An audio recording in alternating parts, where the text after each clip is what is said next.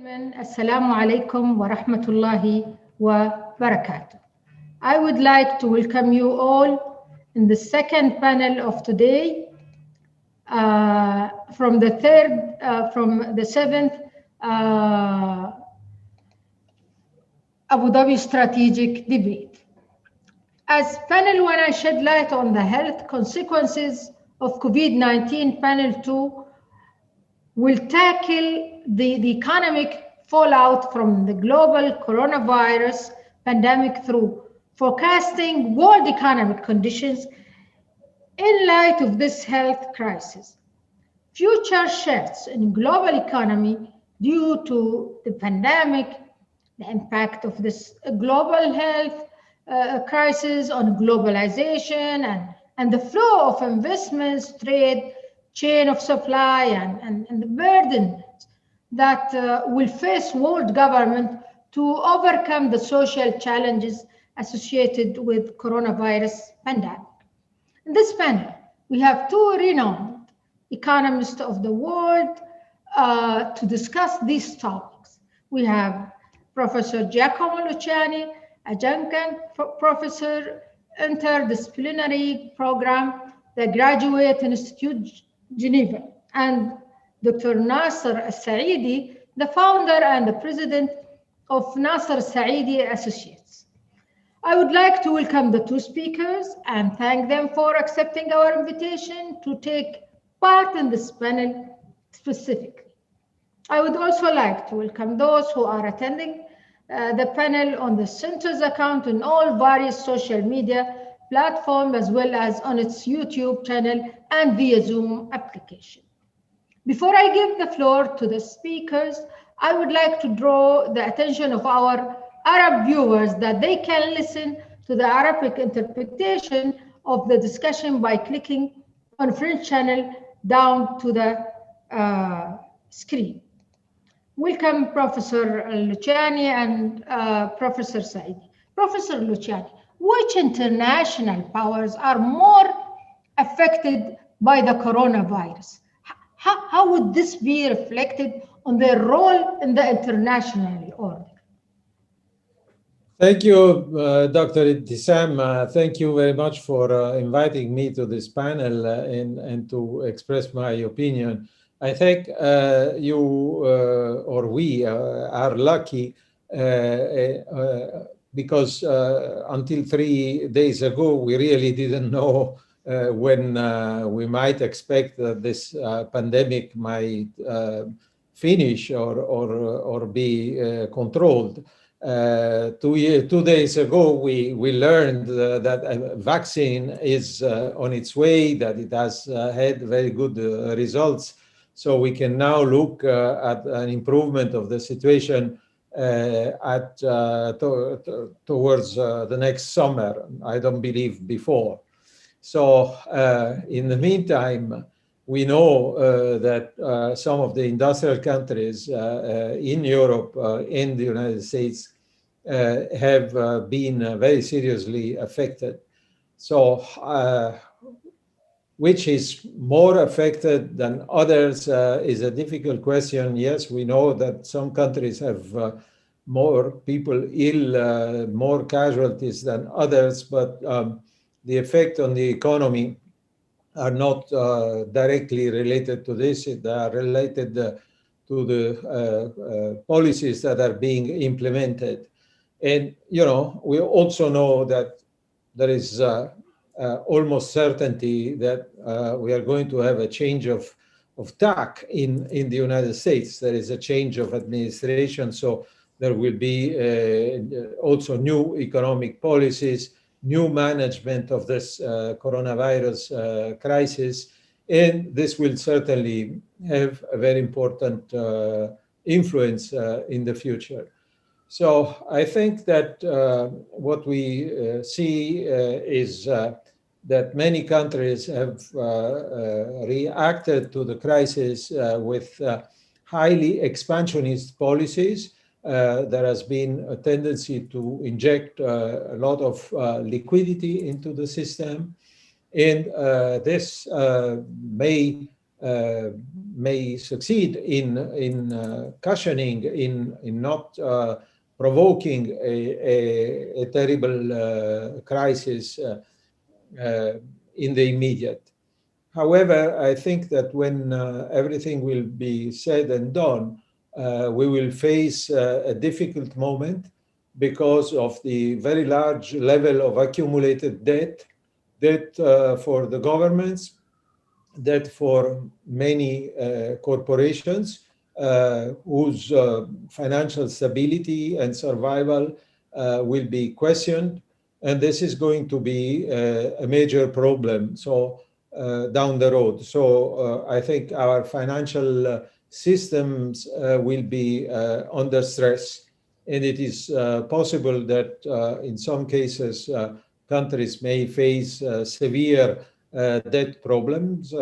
This is true in Europe and North America, but it is also and especially perhaps true amongst the emerging countries. We already countries are having major difficulties. So the road ahead is we see light at the end of the tunnel, but we haven't gotten to the end of the tunnel yet, and before we reach there, we might have quite some problems. Dr. Saidi, what do you think? Well, I think I tend to agree, but I think there's a great deal of uncertainty. But thank you very much to begin with, Dr. Pisan, for inviting me on this panel. Let us look at what's happening in this year to begin with, so that we understand what the size of the problem is that we're talking about. At a global level, we're expecting global GDP to decline in real terms by about 4.5%. That is unprecedented. This is nothing that we've had since the Second World War. If you look at labor income, as projected by the ILO, that is expected to decline by about 11% this year, labor income. Yeah. So what most people rely on. If you look at international trade, expected to decline by about 9.5% this year. And finally, foreign direct investment declining by a massive 50%, at least in the first half of the year, in the first half of 2020. So what we're talking about is a big decline in output. And if you look at the current projections from now to 2021, we're not expected to recover. And I'll come back to the issue of the vaccine in a minute. So if you look at the loss of output expected by the end of 2021, that's about 8.5% for emerging economies and about 5% for advanced economies. And the total loss from now to 2025 is a massive $28 trillion worth. This is massive. And note that this has happened despite the fact that you've had massive injections of liquidity by central banks across the world, including in emerging markets, and massive fiscal expansion, which has led to large increased spending and large deficits and large accumulation of debt. That to the tune of about $12 trillion has been injected into economies. And despite that, we're having this decline. So now we've heard about a vaccine. And people, of course, want to hear good news. So they get very excited. The vaccine is here. How likely is that, however, to change things? I would say I'm a practitioner, I'm an economist, or I'm a practitioner of what they call the dismal science. So if we have a vaccine, we don't know at the moment if it's going to be effective and how effective is it going to be. Is it going to be distributed worldwide? Who is going to get it first? And how effective will the global distribution will be? So far for the moment, what we're looking at is a double dip. So we've had a dip in the first half of the year. Now we're coming to winter time. We're going to have a second dip because of COVID. We're seeing that already in Europe and in the United States and a couple of other countries. So to recover from that, as I said, is going to take quite some time.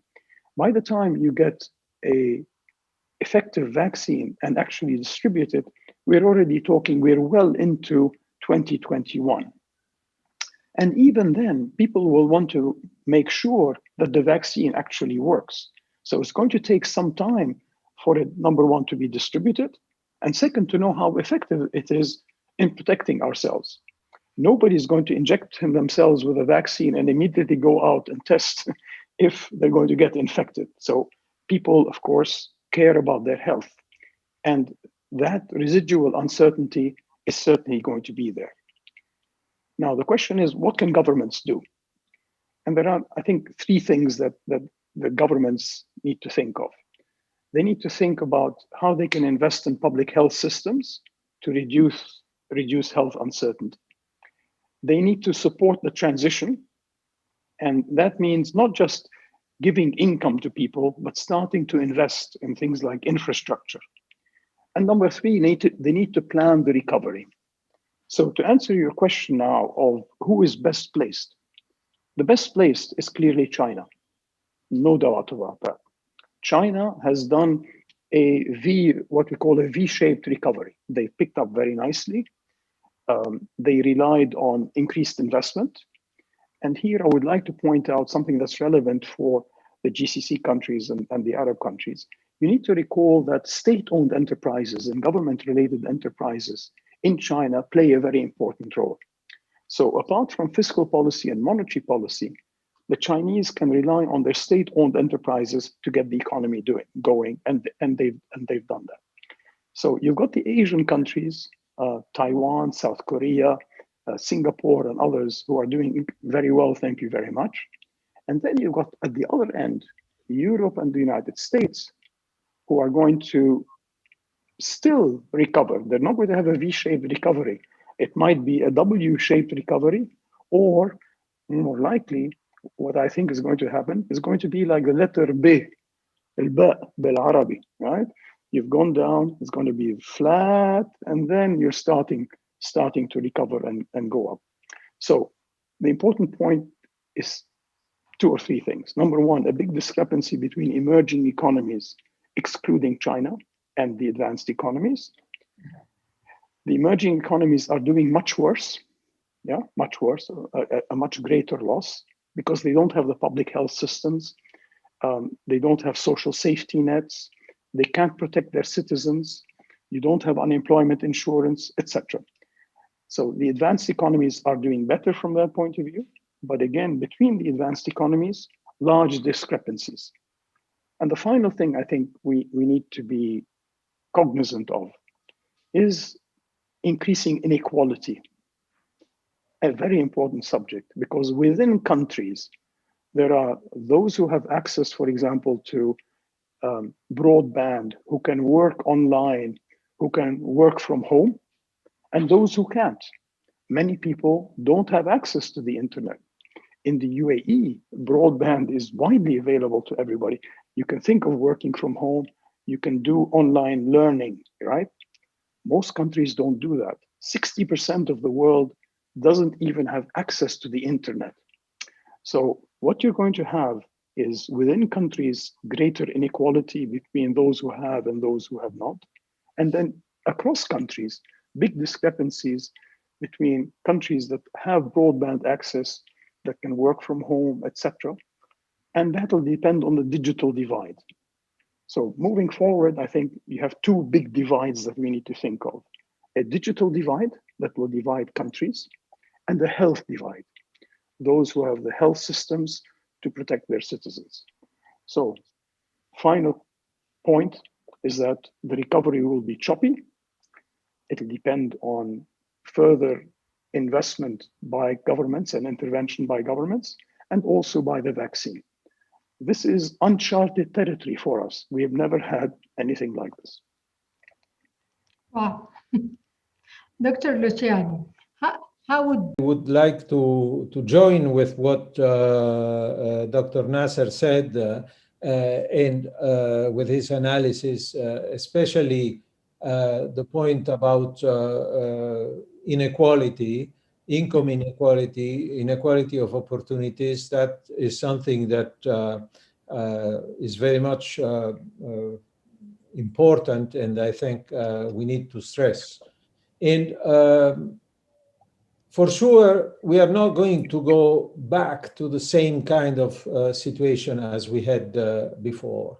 For a variety of reasons. First of all, because there has been a psychological impact. I think families, consumers are more worried about the future and less inclined to spend leisurely as they did in the past.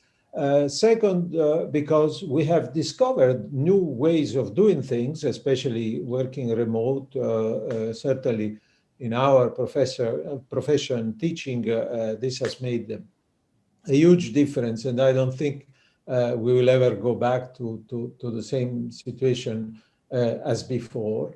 And finally, because I think there will be a rethinking of globalization. Dr. Nasser is right when he says that, relatively speaking, China is coming out of this crisis in a strong position, but China is very vulnerable to the crisis of globalization. And I think that what we will see in the coming months is that many countries in Europe and in North America will be keen to disentangle to some extent from the kind of integration with the Chinese economy that we have experienced and grown in recent years. I think we will want to be more self-reliant. Security of supply in general will be a greater concern. And the unraveling to some extent of international trade is not just short term. I think it will impact in the future as well. And this will profoundly affect the strategies of many countries. Just to give you one example, over the past decades, so many countries have bet on tourism as a sector that had huge development potential. There has been a growth of tourism globally that has been really exponential. I think that party is over. People will not return to traveling internationally in the same fashion with the same ease as they did in the recent past. So certainly policies will have to be, development policies will have to be reconsidered. More importance will have to be attributed to relations with neighboring countries, to regional integration. I think that is going to be extremely important, and less reliance on globalized trade, because opportunities will not be as forthcoming as they have been in the recent past. Dr. Nasser, do you agree?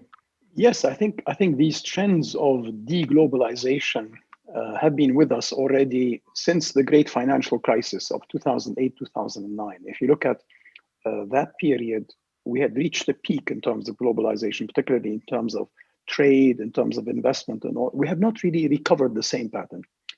And then, as a result of the great financial crisis, you've had the beginning and the spread of populism and nationalism in many countries. And people have blamed globalization on what happened in their own countries. Yeah. And so the forces of anti-globalization have developed. And recently with President Trump in the United States, it's accelerated because President Trump used that nationalism and populism to spread what he called "Make America Great Again" and America First. And that has meant that you're having anti-China policies developing and the separation. But let's face it, the pandemic, the COVID, has disrupted supply chains. And as Professor Luciani rightly points out, people are now worried about their supply chains. Will I be able to get things on time? And therefore, they'll want to be more reliant on their domestic suppliers as opposed to international or regional suppliers. So if we look ahead, let's think about what's happening. China has learned a lesson from particularly the Trump administration and also increasingly the protectionism that we've seen in Europe. And so if you look at the recent Congress that they've had, the new five-year plan, they've talked about dual circulation, international dual circulation and domestic dual circulation. Well, what do they mean by that? They mean by that they're going to be less reliant on international trade and international investment, globalization, and maybe more reliant on domestic expansion and developing their own countries. So if you look forward, you're going to think that there's going to be much more regionalism. And in particular for a country like China, which if you measure it at purchasing power parity is already the biggest economy in the world, they have every incentive to integrate the Asian economies into their own economy. So that will develop much more. And the Asian economies are right next door to them. They've also expanded into Africa, and they have the cheap products to do so. So instead of globalization in a big scale, it'll be more regional oriented. And there will be an increasingly maybe less trade between the EU and the US and China on the other. So we're going to have major blocks emerging. This poses a problem, I think, for us in the Arab world and the GCC, because we've relied, as Professor Luciani was pointing out, if you look at diversification policies that we followed in the GCC countries, those are precisely the sectors that got hurt the most because of COVID. It is trade, transport and logistics, it is tourism, and everything that requires interaction with people and services. So that means two things for us. It means we've got to review our diversification policies. How should we be thinking about diversification in the future? That's one point. And the second is, how do we deal with the disruption in supply chains? China is our number one trade partner, in particular for the Arab world and the GCC. Do we want to break that relationship? I don't think so. But we'll need to think more closely about where do we fit in global supply chains. So our strategy looking forward, one is how do we diversify? Let's go back and discuss what sort of diversification do we need? Is it the same as we've done in the past? And second, where do we belong in the new supply chains that are emerging in the world? And I think what that means is that, particularly for our region, it means maybe much more focus on our region and maybe more regional integration, which we haven't had so far, and maybe more cooperation. But let me also say that if you look at the challenges at a global level, they need multilateral decision making. COVID cannot be fought on a country by country basis. If you're going to have the vaccine, it has to be spread globally. So health and dealing with the health crisis as a result of the pandemic requires a multilateral approach. That's one. Number two, climate change also requires cooperation and multilateral cooperation across countries. So multilateralism has to be there. We cannot forget that. Call it whatever you want. If you don't want to call it globalization, don't call it globalization. But we need to deal with this jointly. And the third one is the digital divide. It is in our interests that digital investments, broadband, being online, be spread as much as possible. Because if we cannot do tourism, if we cannot be next to each other and all the rest, we're going to have to go online. And we cannot afford to have the poorer countries, the emerging economies of the world being left back, being left behind because of the digital divide. That means that things like foreign aid policy is going to have to incorporate climate on the one side. How do we help countries which are going to be very adversely affected by climate change? And second, how do we avoid a growing digital divide. How do we help? And third, how do we get the vaccines to the hundreds of millions of people and billions of people in the emerging world, in Africa, in Asia, Latin America, etc.? Because if we don't deal with that, it'll become a global crisis. You're going to get migration. We already have people that have gotten displaced. So if we don't deal with these issues at a global level, we're going to create more problems for us in the future. Thank you, Dr. Nasser. Professor Luciani, how would COVID-19 pandemic affect adjustment of existing economic models? I think two broad thoughts. First of all, in the past 50 or 60 years, economic growth has been led primarily by an increase in consumption. Incomes have improved, and everywhere in the world, households have been encouraged to consume more. And this has allowed really unprecedented global economic growth.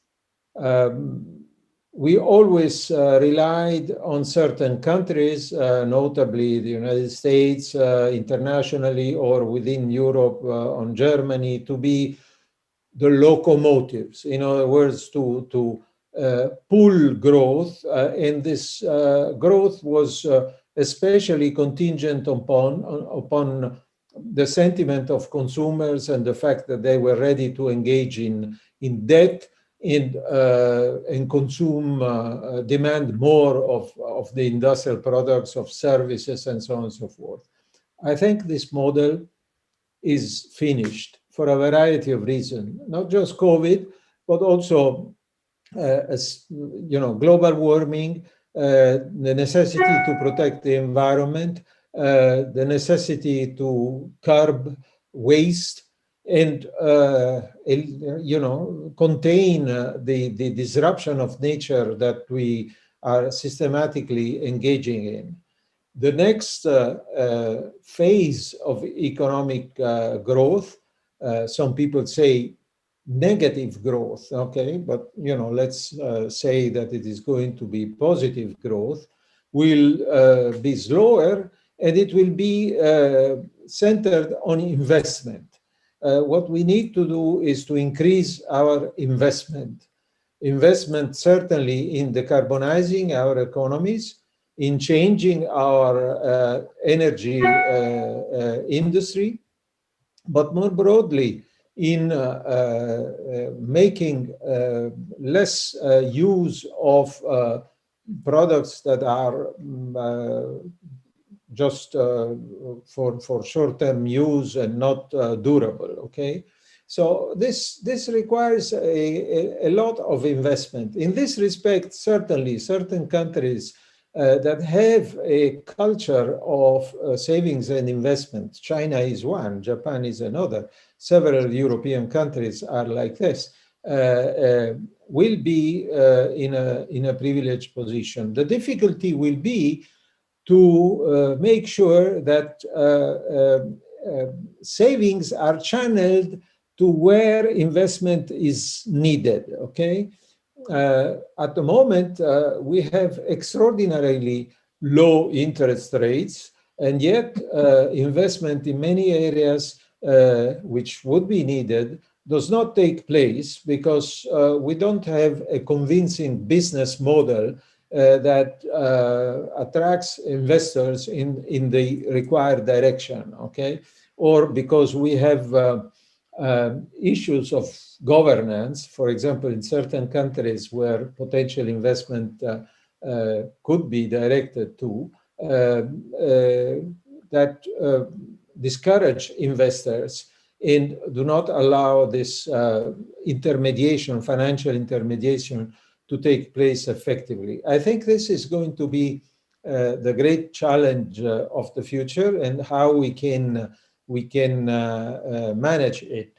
I am optimistic to some extent about the future of Europe, because with COVID, we have made a big step forward. The new growth package that has been officially ratified yesterday at the European level, this element of solidarity that was not there before and is there now, is hugely important. But we need more of this at the global level. We need tools to invest in Africa, in countries where the big migration push originates from. And that requires political conditions which at the moment are not there and will need to be created down the road. Dr. Saidi? I think we need to be cognizant of the fact that if you look back 15 years, 20 years, the world has definitely changed. Previously, you just had one engine of growth, basically.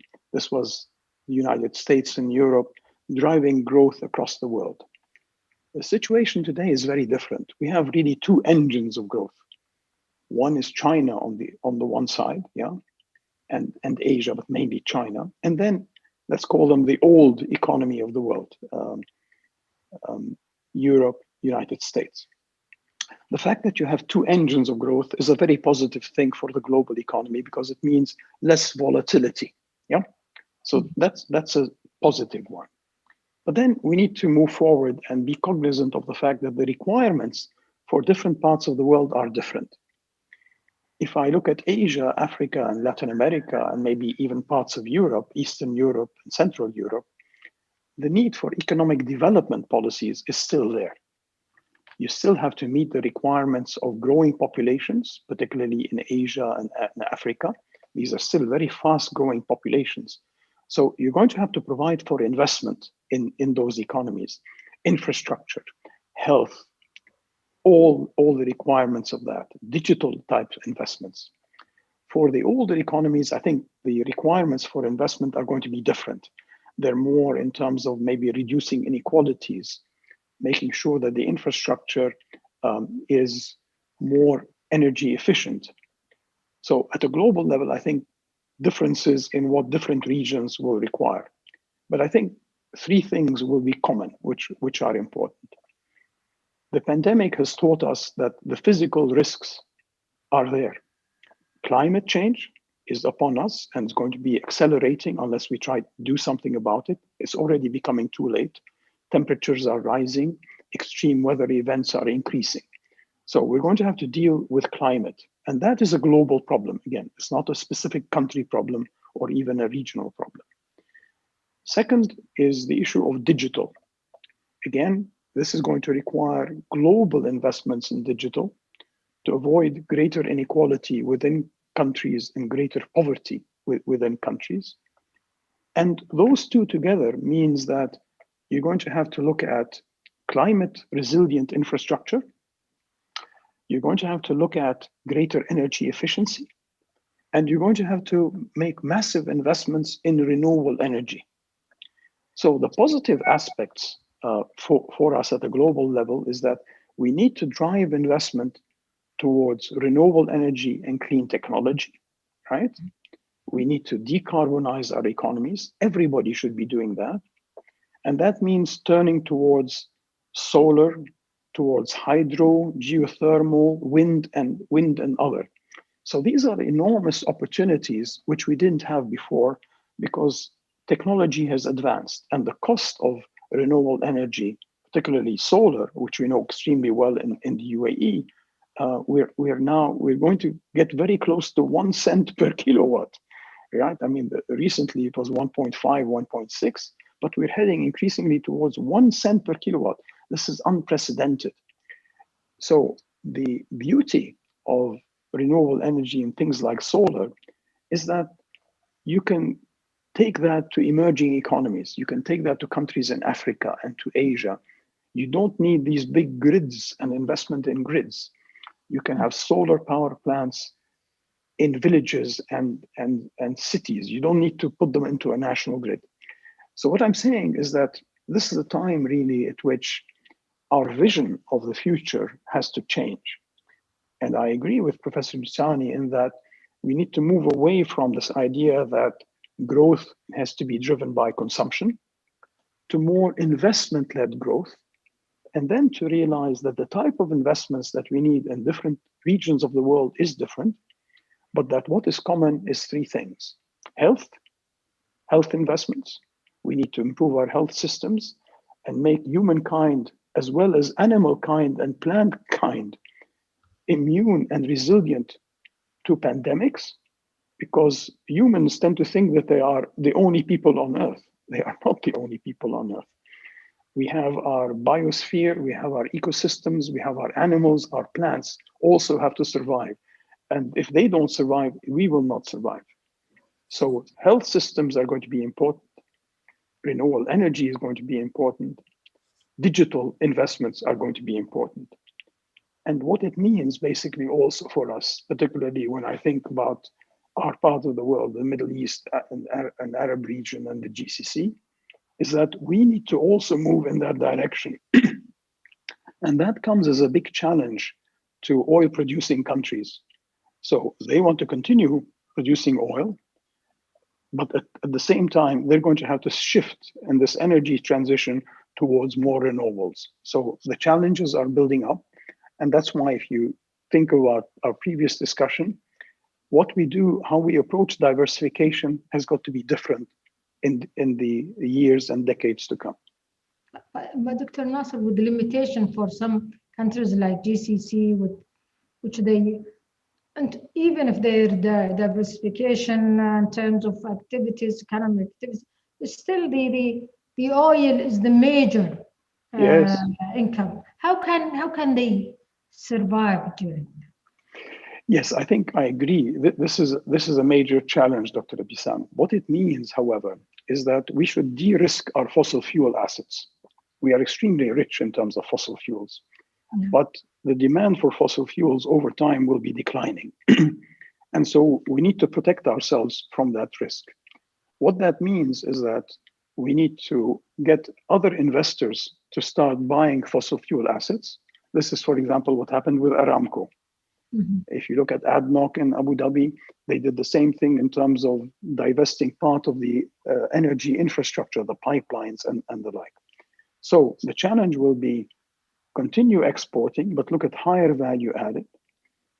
Make sure that the fossil fuels that we're exporting are low carbon as much as possible, go into other products, yeah, and at the same time, invest in renewable energy. But it also means that we need to reduce our carbon footprint, which means that we need to remove subsidies for the use of fossil fuels. Export more of it, remove the subsidies, use them for renewable energy investments. Quite a challenge. It's a big challenge with the, if you look to social and political consequences. Yes.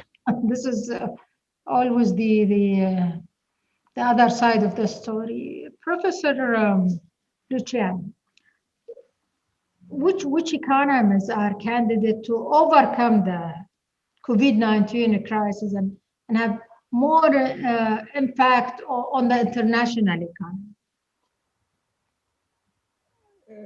You see, I mean, you just said this will be a big political challenge, and yes, I think all our countries face important political challenges to adapt to the future.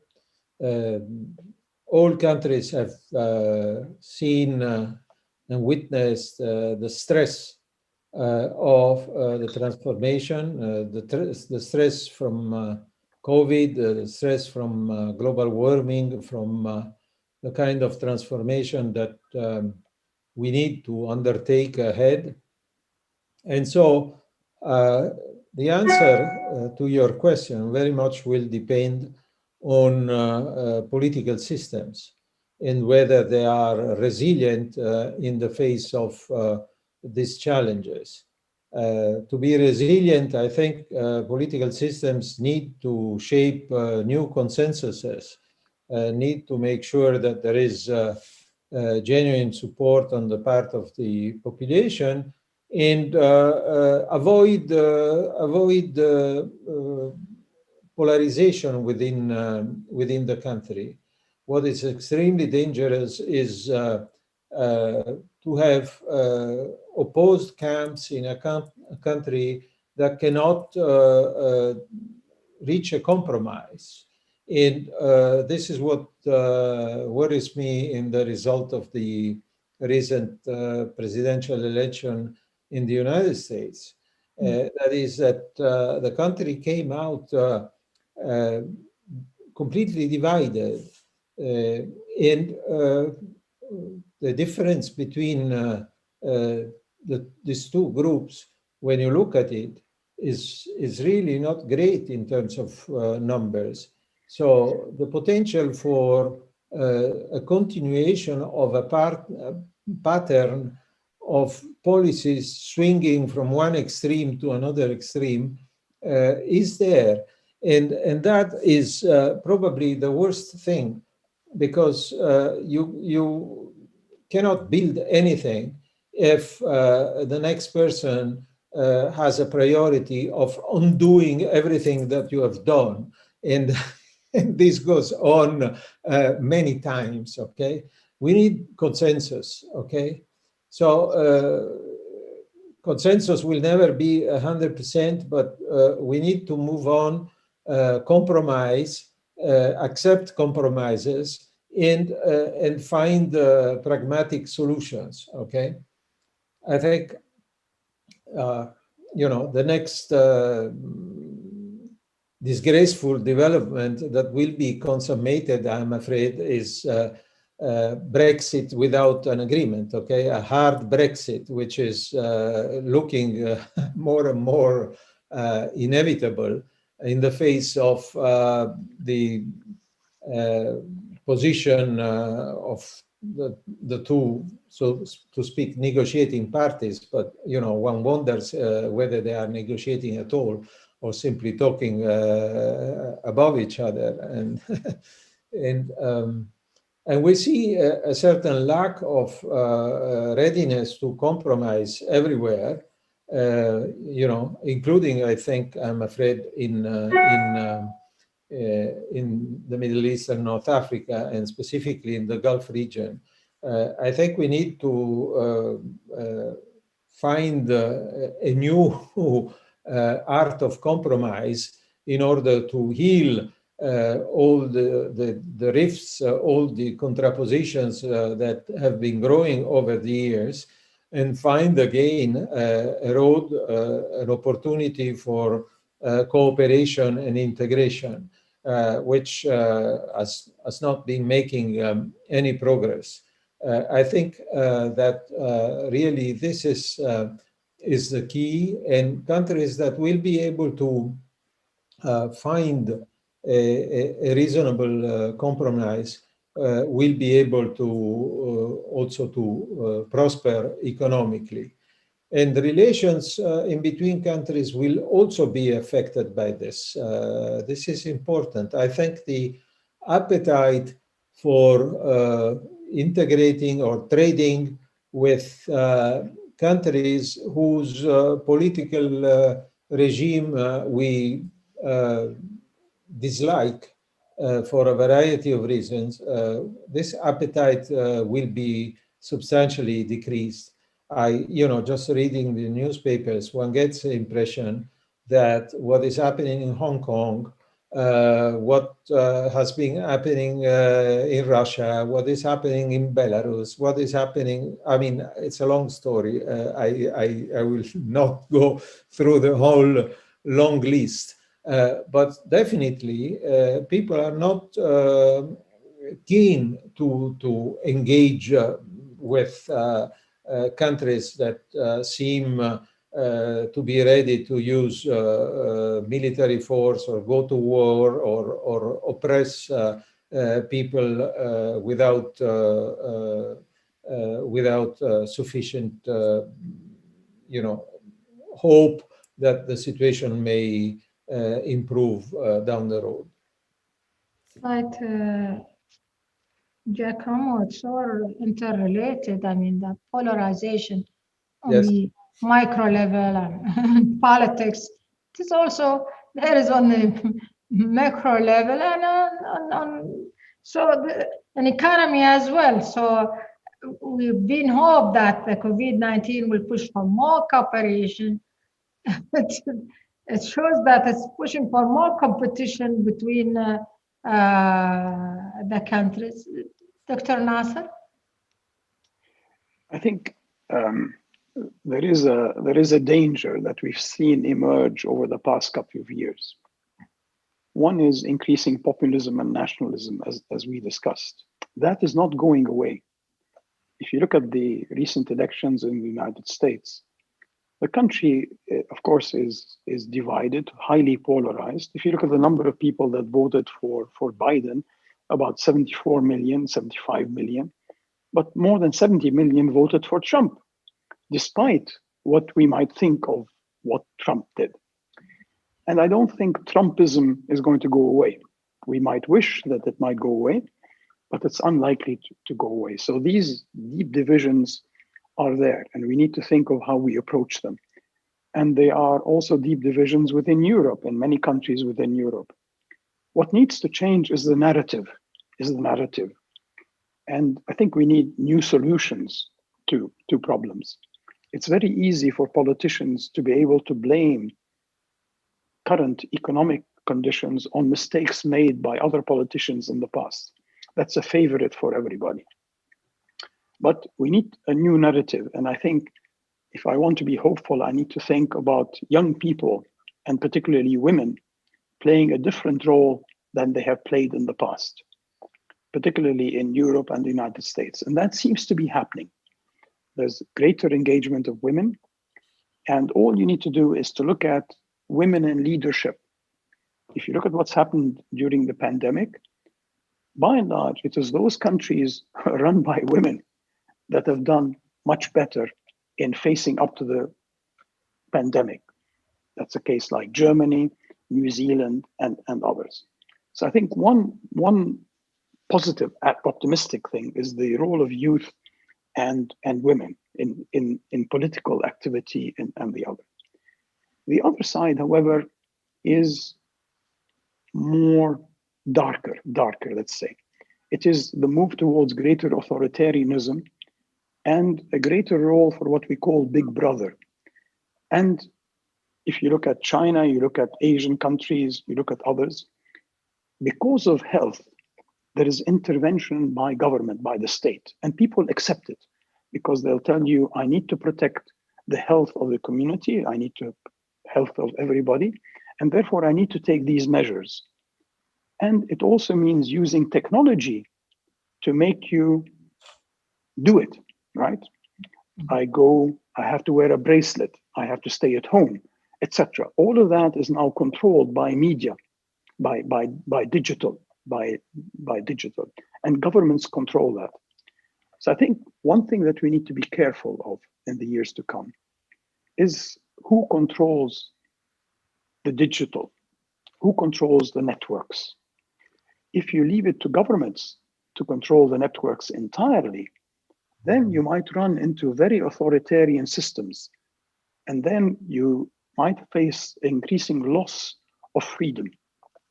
Yeah, we can see that happening. So one thing that's going to be in public discussion, I think increasingly, is regulating media, social media in particular. We're seeing that already. There's discussions about Amazon, Google, Apple, and all the rest. Should they have the powers that they have? They have become superpowers on their own. Their income, their profits are more than GDPs of large number of countries, and the power that they have is enormous. So I think that has got to be controlled in the years to come, because otherwise you're going to face maybe the potential for big brother policies in many countries, and therefore a danger And you might end up with two types of systems. One in which you have populism and nationalism increasingly controlling countries, and the other is authoritarian countries at the other extreme. Both of them tend to be authoritarian, of course, but one is much more populistic and nationalist. The other one is deeply controlling populations. I think we need to avoid that. And the reason is, of course, that we need the multilateralism. I think this is where the narrative has to change, that we need cooperation because of things like physical risks, because of climate, because of deep divisions that can only be overcome by greater cooperation. And where are the voices going to come from? Who has got the political courage to say that? Professor Luciani, how could coronavirus affect the regional distribution of power? And I know you are a political economist. Well, that's very difficult in terms of different regions, and I think the impact of the pandemic. First of all, I'm of the opinion that we should not look at this pandemic in isolation. This is one phenomenon, several critical phenomena that we witness in international relations. And so it is difficult to say exactly what is attributable to Corona and what is attributable to other factors. I think down the road, we will have a situation in which relations, even economic relations, will be increasingly affected by political considerations, okay? So, for example, countries that are seriously concerned about global warming will trade with other countries, provided that they do what is expected of them in terms of global warming. So in that respect, for example, China's recent pledge to reach carbon neutrality by 2060 is very important, because certainly this will encourage other countries that are keen on decarbonization and carbon neutrality to engage with China. At the same time, other pieces of news that come from China, such as I referred already to the situation in Hong Kong, certainly, the kind of very pervasive control of the population and society that gets into really the daily life of each and every citizen. That is something that many people elsewhere in the world would not be willing to accept or go for.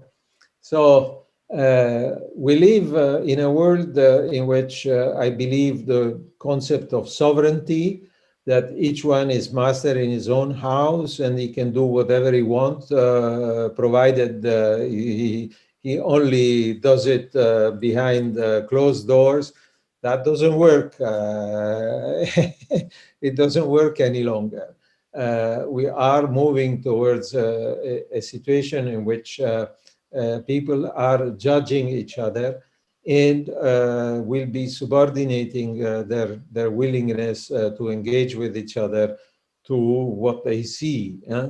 So this is new and in certain respects perhaps even dangerous, but I think it may open the door to a kind of international relations which is more stable and more fruitful than what we have had in recent times.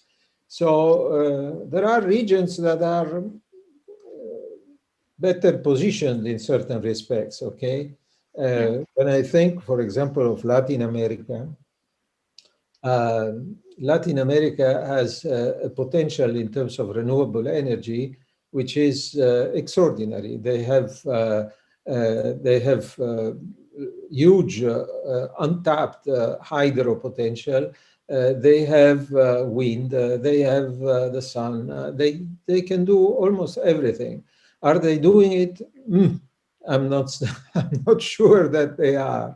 Okay, so you see, sometimes there are regions that have potential, but they are wasting this potential because of a governance inability to focus on what is really important and to leverage what is really required.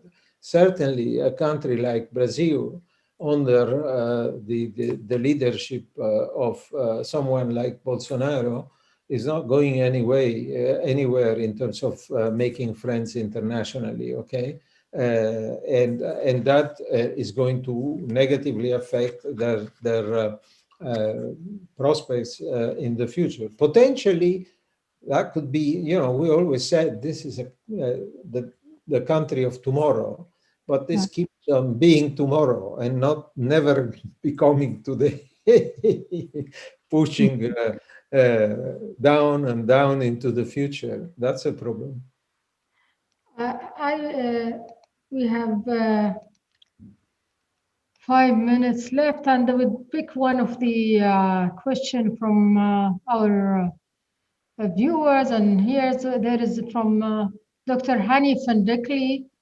He's saying Arab countries have been speaking of diversifying their economies for decades and have developed multiple visions for such diversification, all of which have mostly failed. Why is it so difficult to diversify, and what should they do differently, Dr. Nasser? I think there are differences across the Arab world, that's for sure. And history plays a role. So if I look across the Arab world, there are countries that have a long history of socialism, like Egypt, Iraq, and others, that have had a great deal of difficulty because of the socialist nature of their economy and the way the decision-making takes place.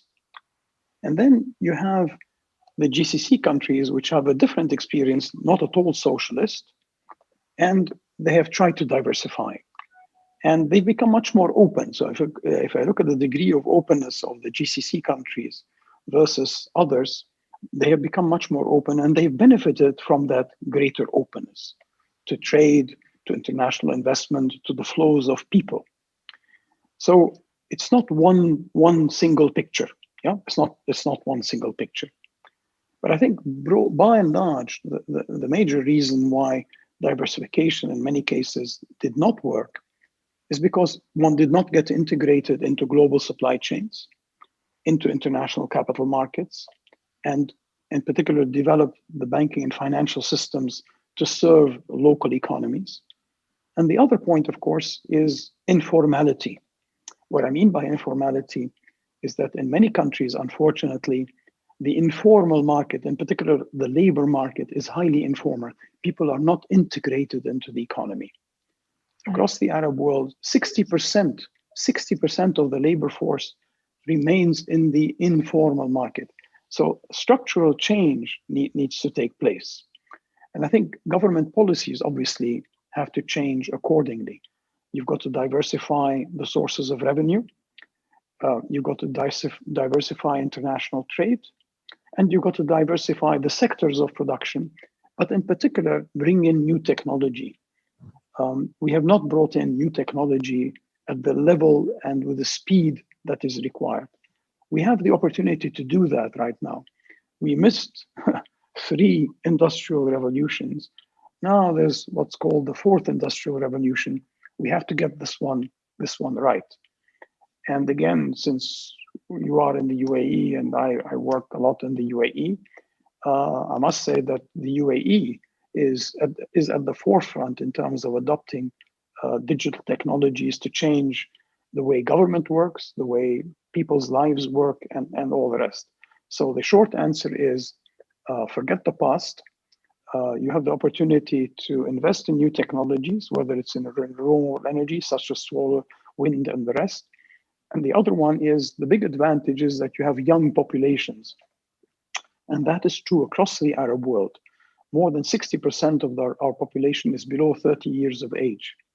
That is both a challenge because you need to create the jobs, but an enormous opportunity because if you educate them, and particularly if they become digital savvy, we start at the level of nursery schools and we start training them so that by the time they graduate, they're fully integrated into the digital economy, then we have hope for the future. We have good governance and yes. visionary leadership. This is yes. What you need in Arab world. Dr. Yes. Saidi, Dr. Professor Luciani, I was so glad to have you with us in ADSD. Hope we will host you again in Abu Dhabi next year in our 8th Abu Dhabi strategic debate. Thank you very much. And I really enjoyed the discussion. And thanks for our viewers. And remind you, after half an hour, we will have our last and third session today about how can we understand the geopolitical transformation with COVID-19. Thanks a lot. Thank you. Nasser. Thank you, Tissam. Thank you. Thank you. Bas. Excellent. Thank you.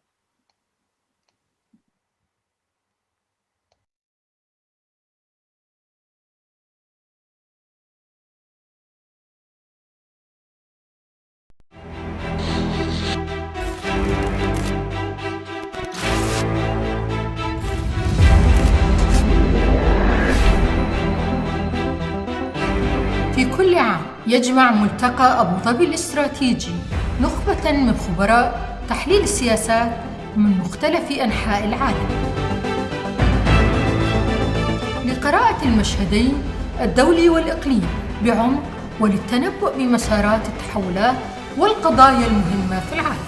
وفي هذا العام وبرغم التباعد الذي فرضته جائحة كورونا، إلا أن مركز الإمارات للسياسات حرص على تنظيم ملتقى أبو ظبي الاستراتيجي في نسخته السابعة في موعده عبر عقد جلسات افتراضية تحت عنوان تفكيك الواقع المعقد النظام العالمي الجديد،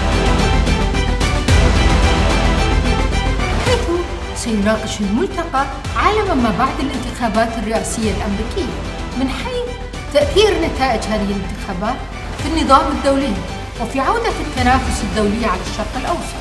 ويطرح الملتقى هذا العام أيضا تفكيك شفرة الشرق الأوسط بعد معاهدة السلام الإماراتية الإسرائيلية، وكيف ستعيد دول الخليج العربي حساباتها الجيوسياسية بعد هذه المعاهدة، كما تحتل جائحة كورونا وتداعياتها جزءاً مهماً من نقاشات ملتقى أبو ظبي الاستراتيجي السابق، خصوصاً استشراف طبيعة الاقتصاد العالمي ما بعد كورونا وتأثير الجائحة في التحولات الجيوسياسية الدولية وفي الأنظمة الصحية في العالم.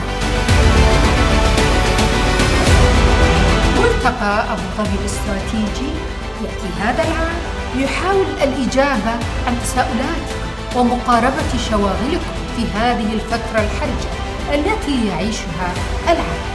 فأهلا وسهلا بكم.